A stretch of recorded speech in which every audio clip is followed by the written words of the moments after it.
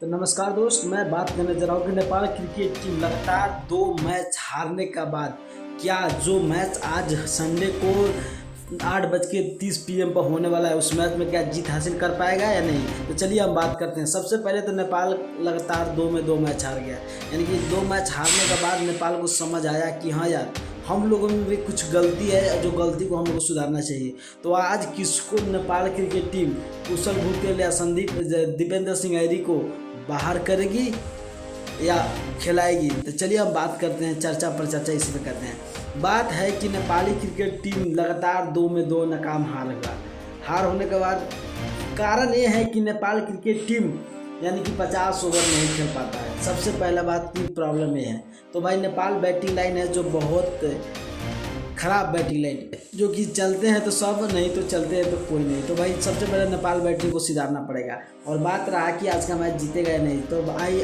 आज का मैच में कुछ अलग करेगा नेपाल, क्योंकि कुछ इंसान को अनुभव मिलता है कब, जब ठोकर लगता है तब। जैसे नेपाल क्रिकेट टीम को अनुभव मिला और नेपाल क्रिकेट टीम इसमें कुछ अलग करेगी और अलग सोच के साथ अपने क्रिकेट मैदान में उतरेगी।